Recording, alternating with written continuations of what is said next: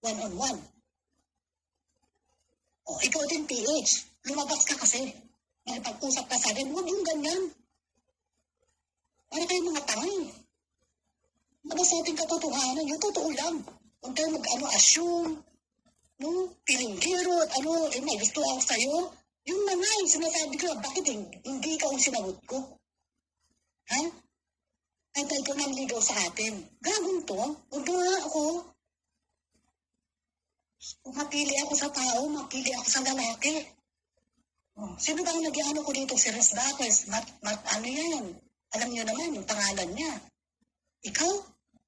Ay, pagpapalit ko kay Res Daquez na isang wanted, palahura, sinungaling, mapaglaro. Anong alam mo sa akin? Ha? Mababang klase ng babae? No way. Baka yung mo, kabit mo, yun ang mababang kalidad. Kasi nga, wanted ka na, pinapatulang ka pa. Kabit na, pinapatulang ka pa. O, relito tayo, ha? Ang pinili ko, yung binata. Pinagpalit ko, man, yung ex ko noon. Kay Mix G, hindi ikaw. Parang tadong to. Huwag kang asumero, uy. Masyado kang papugi points. Hindi na kapugi points yung mga gawain mo na ganyan. Totoo lang. Yung kutsuli lang nag-ano sa'yo, mga chihuahua raps. Walang kalidad.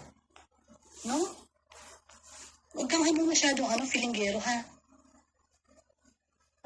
Nakakaya naman sa girlfriend mo. Ay, kita ako na nahawa. Kung ganyan lang ang boyfriend ko, no way. Manahimik ka na lang. Tagapatuwa ka na nga lang ng manok ng iba. Ha? Sa farm ng iba. Ganyan ka pa, magyabang. Pilinggero ka pa, wala ka nang work. Wala ka nang ha? Sa mga anak mo. Ang dami mong kaso. Atraso pala, no? Sa mga pamilya, no? Mapasa, batas. Tapos, pugi points pa rin ang tingin sa'yo, ay sinong tanga ang pipili sa mga ganyang taong lalaki, ay mga klaseng lalaki. Ako pa? My God. Kumpara mo naman si Resbato sa, ay naku, ayoko nang yan, ha?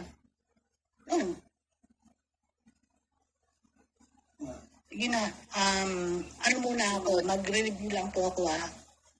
Ay, nandito kahapon sila Chris Baker, ang pugi-pugi niya kahapon, ha? Ay, lovely, bababa na ako, ha? Salamat sa Sige po, pagpapakita sa akin, ha?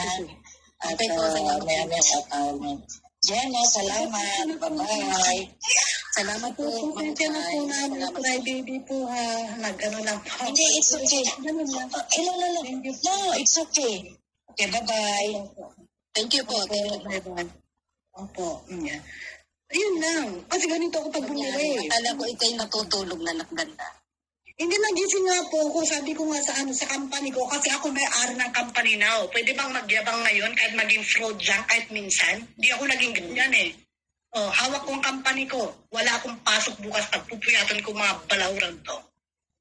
Okay. Nag-okay. So, nagpuyat ako. Magpupuyat ako. Para harapin ko lang mga sinungaling na to.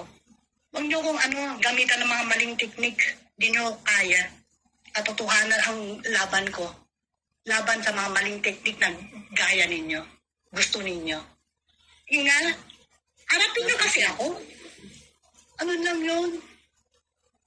Ang kakapal ng mga mukha ng mga to, kayo ng mga maatras sa batas, may mga utang. Tita Mel, ito na, sabihin ko sa'yo, natamaan ka pala. Binanggit mo pala ako. Halika dito. Hindi kita papupurmahin kita dito. Magiging ka, pag pinatunayan mo, yung mga sinabi ko ngayon, revelasyon ko, from history. Kung totoo, yung sinabi ko, o hindi, patunayan mo na totoo ako, or ikaw, ang hindi totoo sa ibang tao. Andiyan ka ngayon kay PH, pero yan yung gusto mo ipasungkit. Nakakatuwa naman kayo. Yan, pagkatao ninyo, pinapakita nyo dito sa lahat. In public. Ayaw talaga nakalabanin ko kayo. Or sagutin ko kayo. Pero sumasagot talaga ako. Sumasagot ako in a right way lang naman. Hindi ko kayo pinagmumura. Kung yung banat nyo sa akin, sasagutin kayo in right way.